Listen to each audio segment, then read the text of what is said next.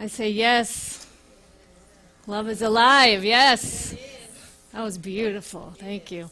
We've already been transported to a higher level of consciousness this morning through the words that were spoken, through the music that was sung. So, giving thanks for all that has transpired already. And I have a few things to say too. It's not over yet. Long ago, there was a monastery. It had been in existence for many years. Well, the monks began to age, and some began to die, and as the monastery got older, things started to become in disarray. Less people started to visit. The grounds began to become a little messy. And the abbot of this monastery was feeling a sadness in his heart, for they had always been a place of prayer, of service, of meditation. So he took a walk one day down the street to visit his friend, the rabbi. They had some tea, and the abbot was sharing his woes and about how this monastery is seeming to fall apart, and he missed the days when the vibrancy and the aliveness was present.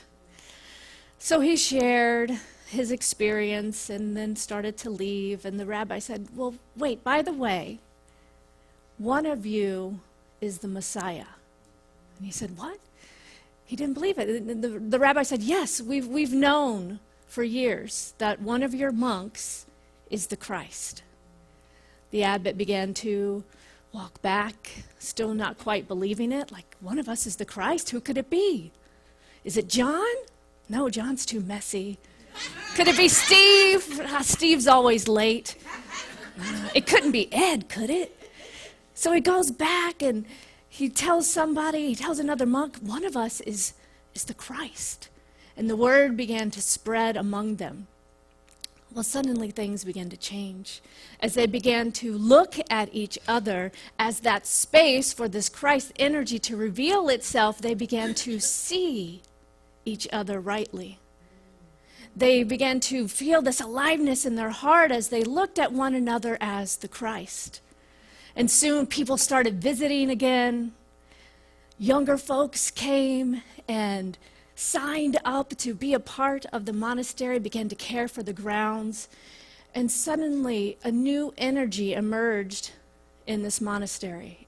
There was aliveness, there was a space of sacredness, and there was a place in which they all saw rightly, saw the truth, saw the divine in each person they met. See, that rabbi was the wise one, as he planted that seed in the abbot's heart and mind of the truth. And as they saw one another as that potential space for the Christ light to reveal itself, that is what they experienced. So I say to you, Ahava, the divine, the awakened one, the enlightened one, the Christ is among you. In fact, it is all of us. Thich Nhat Hanh says, it is probable that the next Buddha will not take the form of an individual. The next Buddha may take form of a community practicing understanding and loving kindness, a community practicing mindful living. This may be the most important thing we do for the survival on the earth. So we are that space of that awakening. We are the place where we can show up as that community that sees the beloved in each and every person we meet. Being that community that practices loving kindness, mindfulness every day. I say yes to this. This year, 2020, the Centers for Spiritual Living theme that we are embracing is spiritual vision. 2020, spiritual vision. It also happens to be the year that my whole family realized that we all need glasses. I tell you, these themes work you over in ways you can't even imagine. But that's not really the kind of vision we're talking about here. Spiritual vision, so seeing rightly, seeing with the eyes of the divine. That's what we're up to this year. And this month particularly, our theme is getting grounded. And getting grounded back in the basics of the science of mind teaching. Reverend Soni kicked us off by talking about the power of our thoughts. Do y'all remember how many thoughts did she say that study showed that we have a day? How many? 70,000. And like 80% of them are negative, and 90% of them are repeat thoughts from the past. So this is where we become aware first. We must become aware before we can awaken. So noticing those thoughts. And then we know that the thoughts that we give our most energy to, that we focus on the most, are what create our experience in our life. That is the fundamental basics of this teaching, of our thoughts create our experience. But luckily it's not every thought, right? And then last week she talked about surrendering the how. Releasing that need for us to try to figure it all out or make it happen, and allowing that greater presence within us to make a way. And this week, we get to explore the concept of oneness. Again, one of our basic principles here is this idea that we are all connected, we are all one, that this presence lives in, as, and through each of us. And there is only one thing happening here, now, and always. So we're going to look at today's topic, exploring this idea of mysticism. So what is mysticism? Mysticism is the realization of oneness with all that is. When we study the teachings of mystics, we find profound similarities in their experience. They may come from different parts of the world, different religions, different cultures, but every message points to the same thing. We are all one. There's that golden thread of truth, of oneness. There's the golden rule of treat people the way you want to be treated. This love, this kindness, this oneness is what the mystics have taught. Mystical experiences can occur in our lives, sometimes in the most spontaneous or memorable ways. And as we began to court the presence of God, of Spirit, of the divine in our own lives, in our own spiritual practice, we remain open and aware to this divine energy that is moving in and as all things. And we open up to the possibility of becoming an everyday mystic. So I want to talk about everyday mystics. Because there's a way that we can think of mysticism and think of it as this faraway thing out there, but what does that have to do with our everyday life? Ernest Holmes says, a mystic is not a mysterious person, but one who has a deep inner sense of life and their unity with the whole. Do you fit that definition? A mystic, he goes on to say, is one who intuitively perceives truth. Intuitively perceives truth.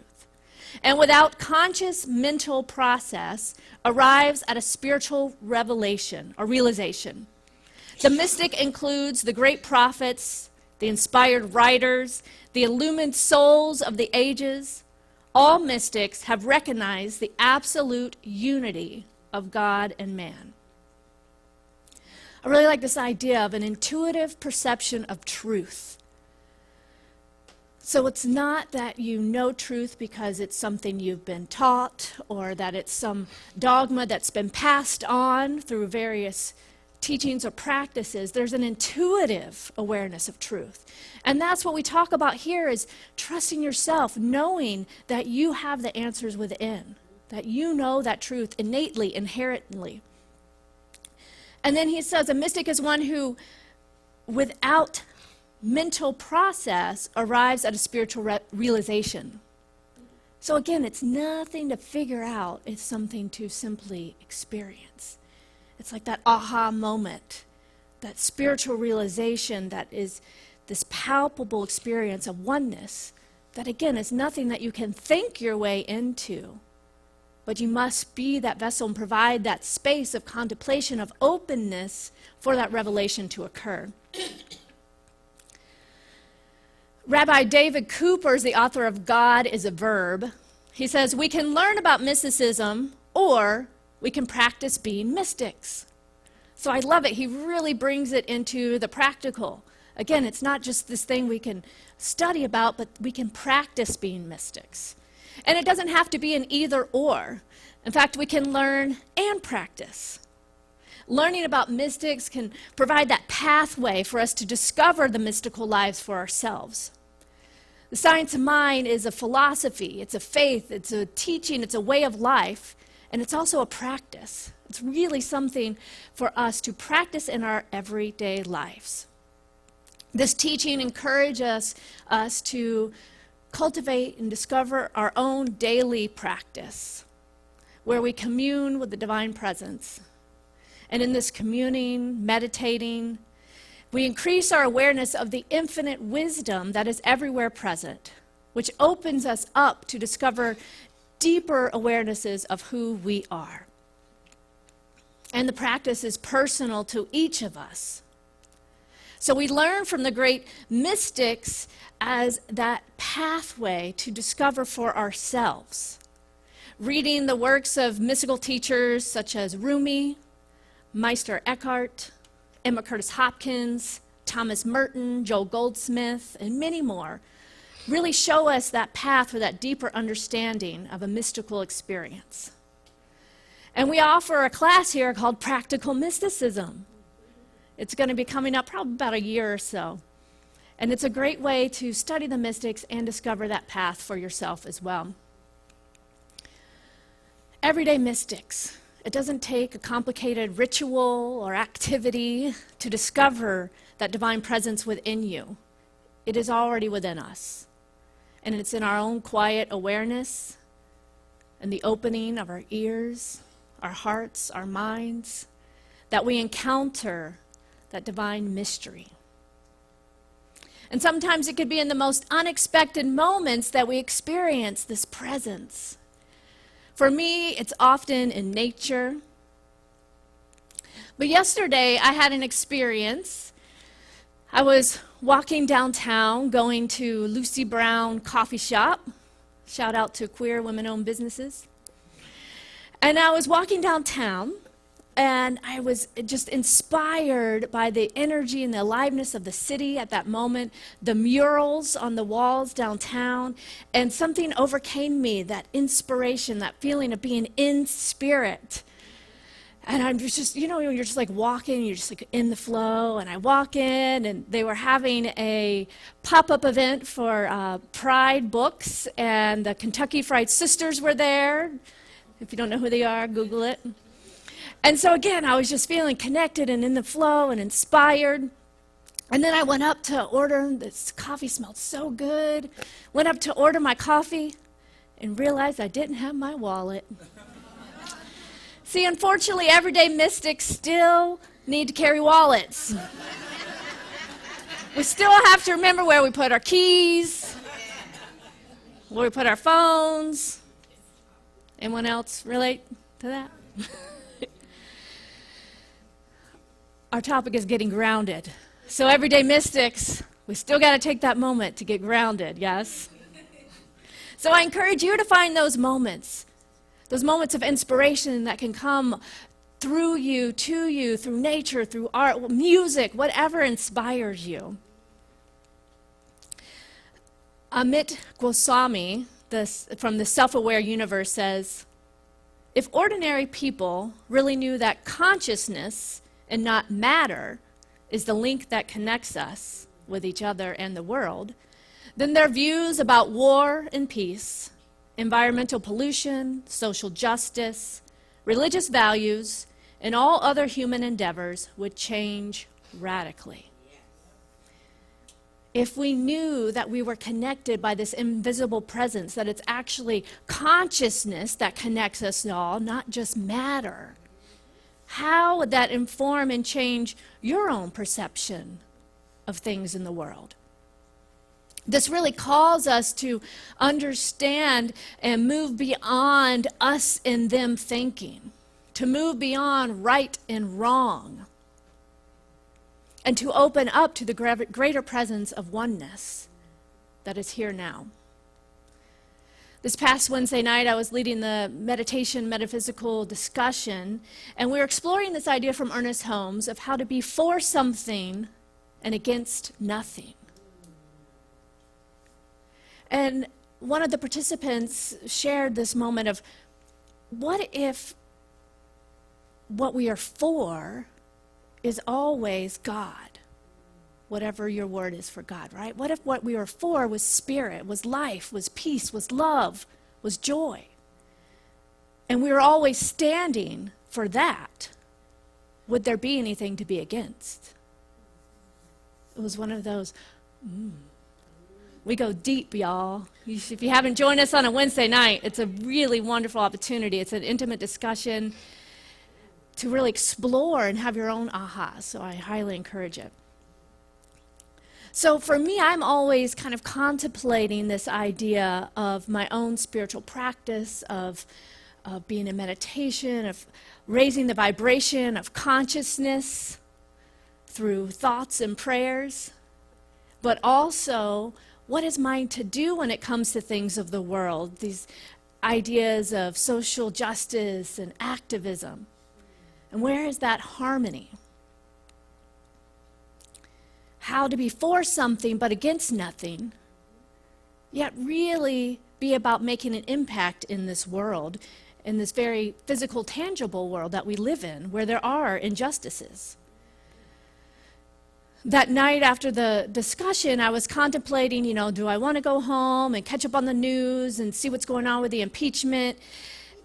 And, I always have to kind of check in and ask myself, from where am I going to be present to this information so that I can maintain my own energy and vibration and be intentional and conscious about it and not just be subject to the information that's coming at me. So after the meditation when we were discussing this idea of being for something and against nothing, I really got the aha that I was going to go home from this place of consciousness and watch this by holding and maintaining what I wish to see in this world. A place of peace and justice and where love prevails. And so I can still watch and be informed by the news, but be the one to hold that greater container. And then always asking, what is mine to do? We're in the middle of what some call award season. I think the Grammys are on tonight. But I also call it the March season. We had Women's March a few weeks ago. We had the MLK March for Freedom this past Monday. So we're in this activism energy time. And so to really discover and ask for you, what does it mean to be for something and against nothing? And when your heart is calling you to a cause or to take a stand for something, how can you do that from this place of holding the high consciousness and the vibration? I remember the first time I went to, the first Women's March in Chicago, there was, I don't even know, I should have looked up, like 50,000, I don't know, a lot of people. The most people I've ever experienced in a group, downtown. And I really went with the conscious intention of what I was there to be for. And that was exactly the experience I had. I had never been in such a crowded environment in the city where there was such grace and love. Mostly women were there, and it was all like, oh, excuse me, oh, here, come this way, or this way, oh, right over here. Everyone was helping each other. There was just this energy of kindness, which I've been in environments downtown before where it's like the mad rush to get to the train, to catch the thing, and it's everyone's pushing and cutting. It was even more crowded than I've ever experienced, yet I felt so loved and cared for, and there was just this vibration all around of the collective energy of love that we were there to be for.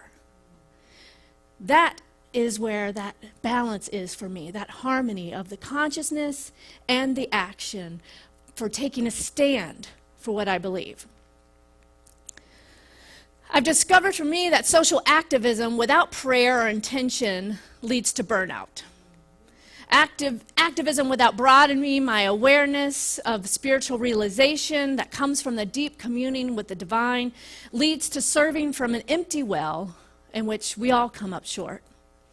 And yet prayer without action is futile. We must pray and move our feet, as the Quakers told us.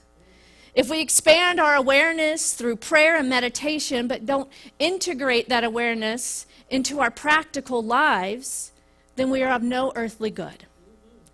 We may feel good in fits and spurts as we get inspired by our practice, but if we don't integrate it into our everyday practical lives, then again, it's just fits and spurts.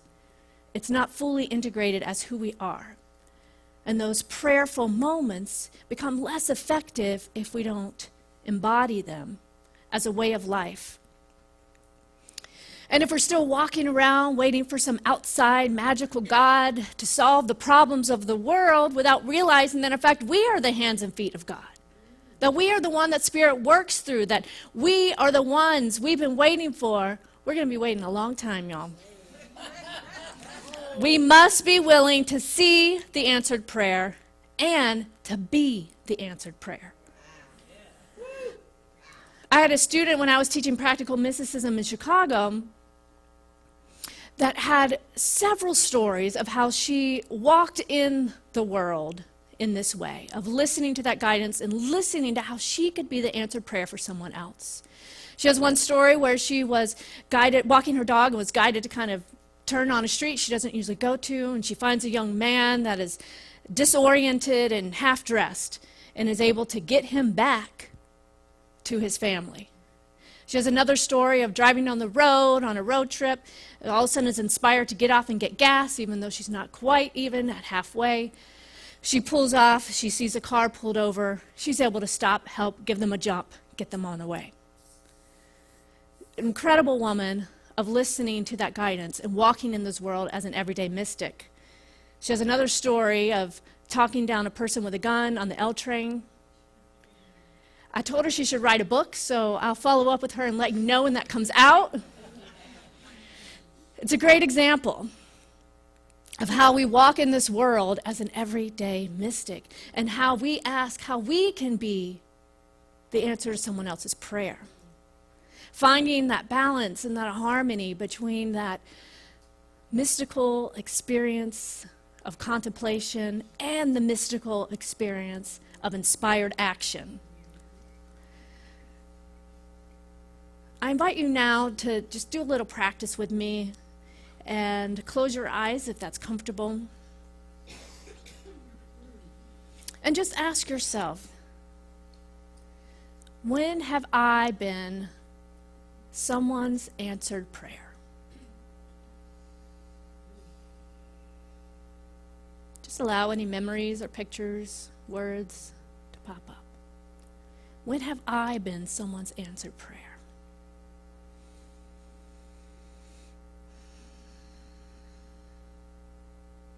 Open your eyes. And just know as you contemplate that question, more memories may come to you throughout the day or perhaps even in your dreams tonight. But that is what is meant by everyday mystic. Committing to your own spiritual practice in order to hear those calls of Spirit on your heart and being willing to listen so that we can all show up as that angel for someone else. Being so receptive as well that we can receive the gifts of the universe that are showing up for us in our own lives. And calling forth that harmony, that yin and the yang of cultivating our spiritual practice and moving into action. As we honored Reverend Dr. Martin Luther King Jr. this week, he really is someone who mastered this practice of everyday mystic, of balancing that prayerful contemplation with his practice as a minister, as well as taking inspired action and creating a whole movement of social activism based on inspired action, which galvanized a whole society and created a tremendous impact on the evolution of our collective consciousness. We are so grateful for the work that he did, and we know that there is still more work to be done. So in summary, a mystic is not a mysterious person, but it's one who has a deep inner sense of life and of the unity of the whole. If you're looking for an everyday mystic, look down, look left, look right. We are here. How do you walk in this world as an everyday mystic? Commune with the divine presence, ask what is mine to do, and take inspired action towards that which is revealed to you. I want to end with a prayer written by Stephanie Dorick from her book, Heaven on Earth.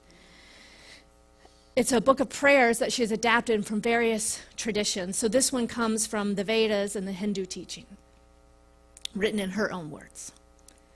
When you know beyond any doubting that a single life force flows through everything, and that you are this life, then you will love all beings naturally and effortlessly. And when you realize the depths and fullness of love for your own self, you will know that every living being and the entire universe are included in your care. You are not in the body is in you. And let us take this into spiritual mind treatment.